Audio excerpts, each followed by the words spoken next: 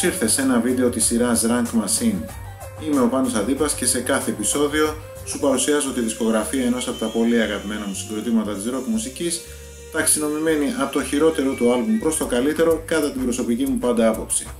Αν σου αρέσουν τα βίντεο που ανεβάζω, μην ξεχάσεις να κάνεις subscribe ή εγγραφή στο κανάλι μου και να πατήσεις και το καμπανάκι, ώστε κάθε φορά που ανεβάζω ένα βίντεο να σου έρχεται ειδοποίηση στο εικονίδιο του YouTube. Σε αυτό το βίντεο σειρά έχουν οι Black Sabbath. Οι Black Sabbath που θεωρούνται οι πατέρες του heavy metal.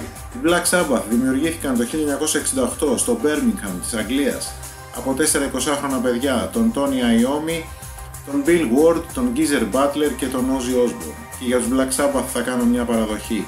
Αν και τον μύθο των Black Sabbath όλα αυτά τα χρόνια της ζωής τους που είναι πάνω από μισός αιώνας και ειδικά από το 1978, οπότε και απολύθηκε από τον γκρουπ ο Ozzy Osbourne, τον συντήρησε καλός ή κακός ο Tony Iommi, ο εμβληματικός κιθαρίστας του γκρουπ. Για μένα το πακέτο Black Sabbath και Ozzy Osbourne είναι ένα και αδιέρετο. Οτιδήποτε άλλο δηλαδή δεν θα έπρεπε καν να ονομάζεται Black Sabbath. Και αν προσωπικά θεωρώ τον Ian Gillan, τον Ronnie James 2 αλλά ακόμη και τον Glenn Hughes τραγουδιστές με καλύτερες φωνητικές δυνατότητες από τον Ozzy, προσωπικά μου ταιριάζουν καλύτερα. Black Sabbath και Ozzy Osbourne είναι ένα και το αυτό. Ως ήθιστε δεν θα συμπεριλάβω συλλογές ή live albums παρά μόνο τα studio albums που έχουν κυκλοφορήσει και αυτά είναι συνολικά 19. Δυστυχώς για κάποια το σχόλιο μου θα είναι κάπως τηλεγραφικό, αν και καταλαβαίνω ότι αυτό δεν είναι και το πιο σωστό, γιατί κάθε album έχει μια ιστορία από πίσω του, έχει χυθεί πολύ υδρότα και αίμα για κάθε ένα από αυτά, αλλά δεν είμαι ιδιαίτερα φαν των non-Ozzy era των Black Sabbath και ειδικά της Tony Martin era. Επίσης θα προσπαθήσω να μην επεκταθώ στο ιστορικό τοπίο που βρίσκεται πίσω από κάθε άλμπουμ και να περιοριστώ στο καθαρά μουσικό κομμάτι, μιας και αυτό είναι το ζητούμενο.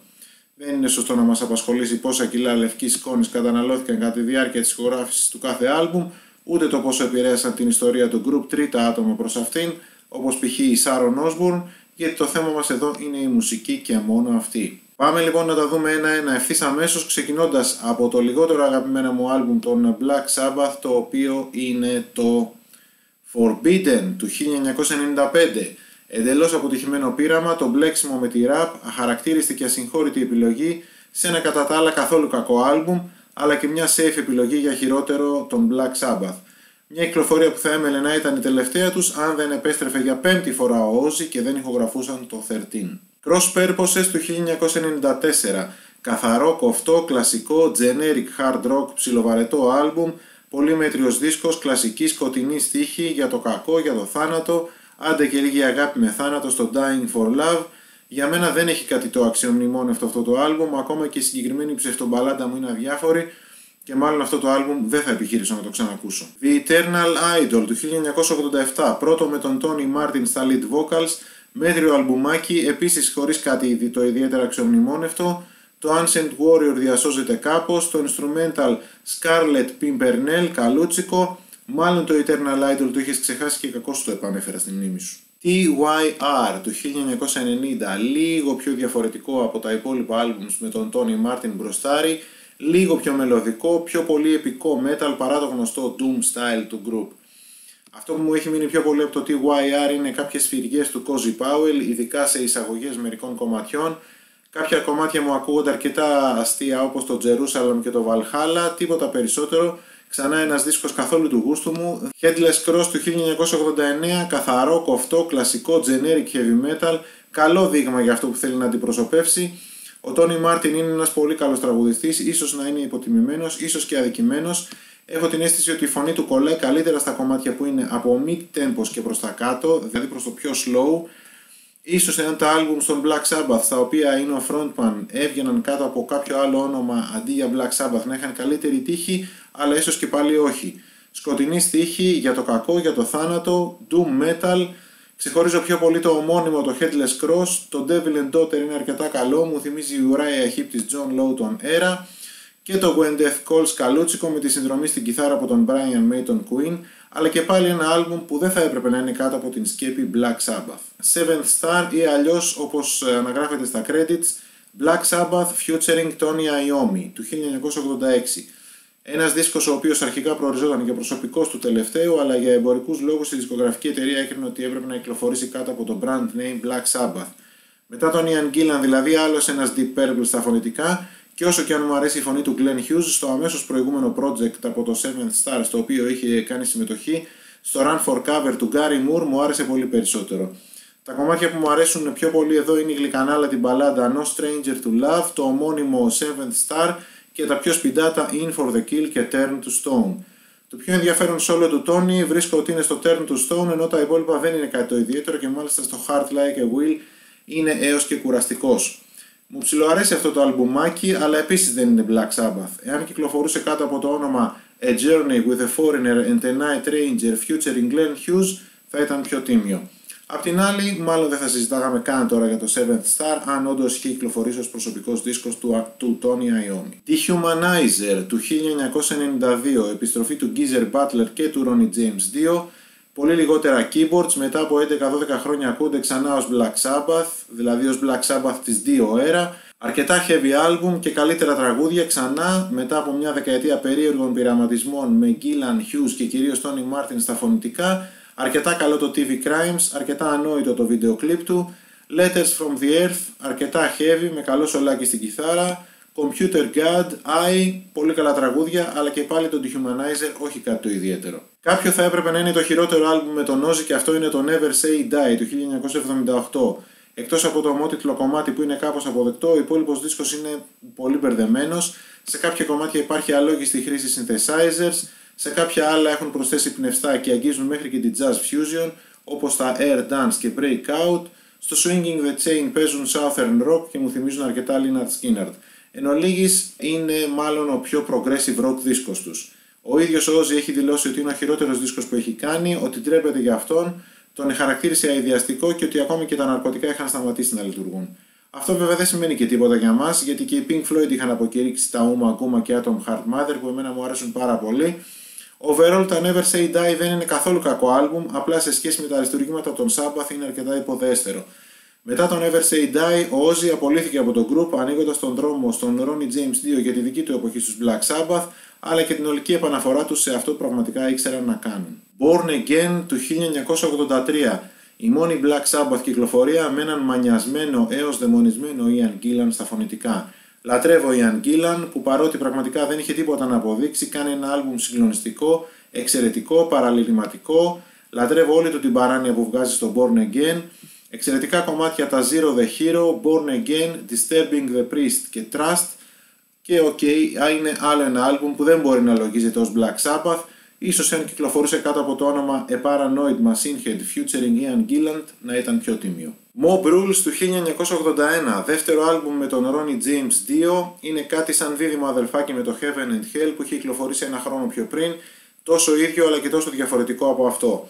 Πάρα πολύ καλό άλμπουμ, από τα καλύτερα non-Ozzy και από τα καλύτερα του Dio είτε ως Black Sabbath είτε ως Rainbow είτε ως Dio.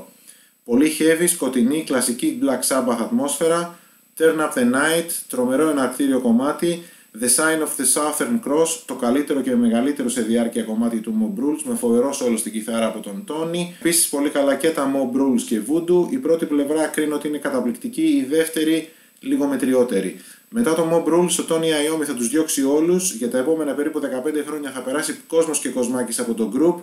Ο Tony θα κάνει τους Black Sabbath κέντρο διερχομένων και έως το 1998, οπότε και θα επανασυνδεθεί η αυθεντική αρχική τετράδα ξανά για περίπου 8 χρόνια, χωρίς όμως να ηχογραφήσουν κάποιο άλμπουμ. Sabotage του 1975, το κατά γενική ομολογία τελευταίο πολύ καλό άλμπουμ των Sabbath, ένας εξαιρετικός super heavy δίσκος, άσχετα αν τα δικά μου συναισθήματα για αυτόν ήταν πάντα ανάμεικτα.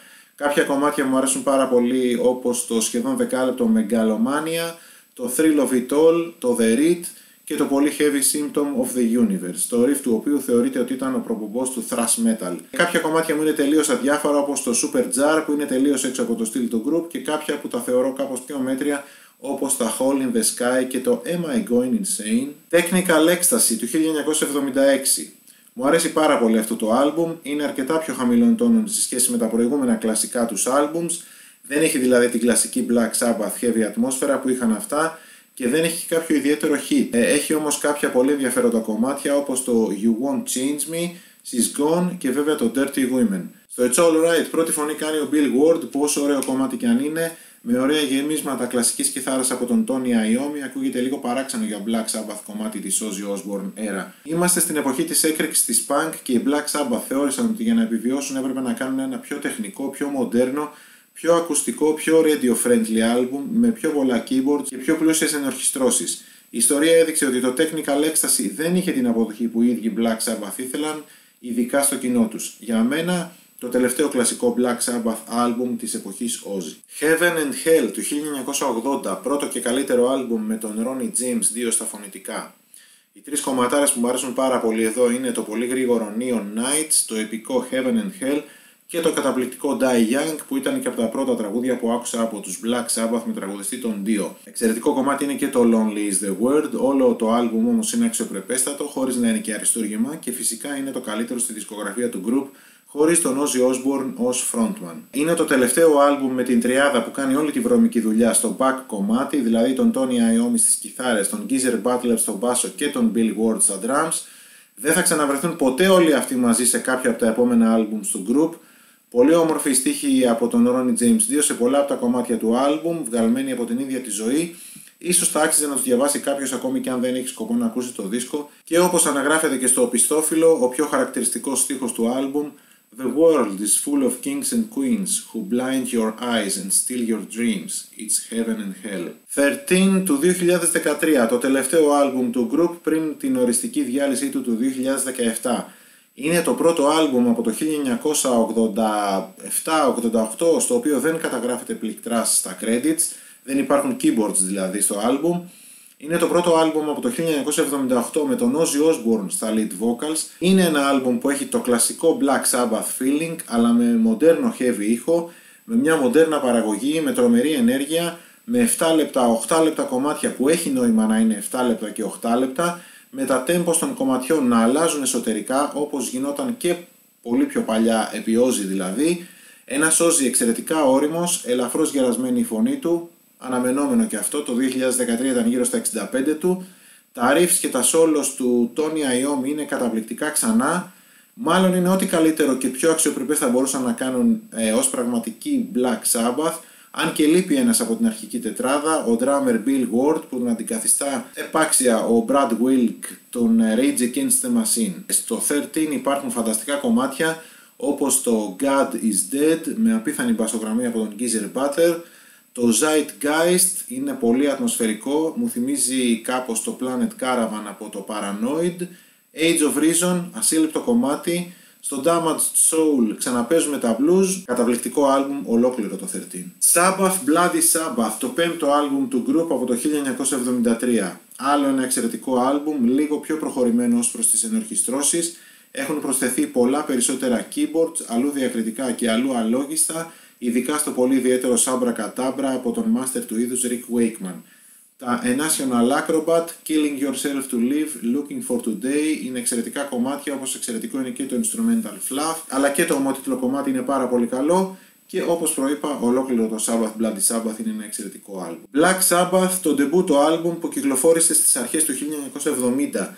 Ηχογραφήθηκε live στο στούντιο μέσα σε 12 ώρες και έγραψε τέτοια ιστορία που διαρκεί πάνω από 50 χρόνια και μάλλον θα διαρκεί για πολλά περισσότερα ακόμα. Ένα άλμπουμ σκοτεινό, αφελές, συγκλονιστικό, σαν να είναι το soundtrack ενός ψυχολογικού thriller. Ένα άλμπουμ που όρισε αυτό που μετέπειτα θα γίνει γνωστό ως heavy metal μουσική και που επηρέασε πάμπολα groups που θα ξεπεταχτούν τα επόμενα 30-40 χρόνια και που θα φάνε πολύ ψωμί ελαίο Black Sabbath.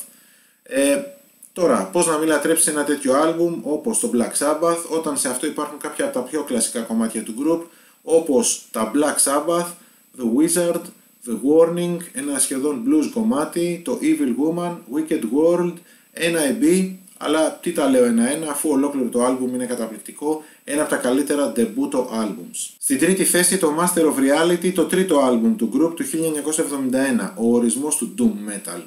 Μόνο αν έχεις παίξει αυτό το δίσκο σε pick-up με ένα σχετικά καλό ηχοσύστημα και έχεις αισθανθεί τις δονήσεις που σου προκαλεί, μπορείς να καταλάβεις το μεγαλείο αυτού του δίσκου. Ο ήχος της κιθάρας κακός, με την έννοια του evil, η μουσική σαν να αναδύεται από μπουντρούμια. Οι περισσότεροι ξέρουμε προς τι είναι οδύ το αριστουργηματικό Sweet Leaf, από τα καλύτερα κομμάτια των Sabbath. Από κοντά ακολουθούν και τα After Forever, Children of the Grave και Into the Void, Πολύ όμορφα τα instrumental περάσματα Embryo και το καθαρά κιθαριστικό Orchid. Εξαιρετικό και το πολύ ήρεμο Solitude που όλα τα όργανα τα παίζει ο Tony Iommi, δηλαδή πιάνο, φλάουτο και κιθάρα, εκτός από τον μπάσο βέβαια που τον παίζει ο Geezer. Όλο το Master of Reality είναι εξαιρετικό και για πολλούς μάλιστα fans των Black Sabbath βρίσκεται στην κορυφή των προτιμήσεών τους. Για μένα όμως υπάρχουν δύο albums που μέσα μου τα θεωρώ λίγο καλύτερα από το Master. Volume 4, το τέταρτο album του group του 1972. Από όσο μπορώ να ανατρέξω πίσω στη μνήμη μου, το Tomorrow's Dream μαζί με τα Man on the Silver Mountain των Rainbow και το Riders on the Storm των Doors ήταν τα τρία πρώτα τραγούδια που πρέπει να άκουσα στη ζωή μου. Ήμουνα 6, 7, το πολύ 8 χρονών, άρα αυτό σημαίνει ότι είναι ένα τραγούδι που θα μείνει για πάντα χαραγμένο στη μνήμη μου, εκτός βέβαια το ότι το θεωρώ το καλύτερο τραγούδι των Black Sabbath. Το Changes είναι μια εκπληκτική μπαλάντα από τα πιο ευαίσθητα κομμάτια που έγραψαν ποτέ οι Black Sabbath. Εξαιρετικά και τα Wheels of Confusion, Supernaut, Snow Blind, πολύ όμορφο το instrumental πέρασμα Laguna Sunrise, Under the Sun που κλείνει ιδανικά το album. Όλο το Volume 4 όμως είναι και αυτό ένα εξαιρετικό album, το οποίο μετά τα τρία πρώτα εκπληκτικά album τους συνέβαλε και αυτό στο να συντηρηθεί ο μύθος του group. Paranoid, το δεύτερο και πιο εμβληματικό album του group, κυκλοφόρησε μόλις 7 μήνες μετά τον ντεμπούτο. Είναι αυτό στο οποίο μέσα του υπάρχουν κάποια από τα πιο κλασικά και καλύτερα κομμάτια τους. Το συγκλονιστικό και αντιπολεμικό War Pigs, το Mega Hit, το πάντα διαχρονικό και επίκαιρο Paranoid, το Iron Man, απίστευτο μπάσο από τον Geezer Butler στο Iron Man.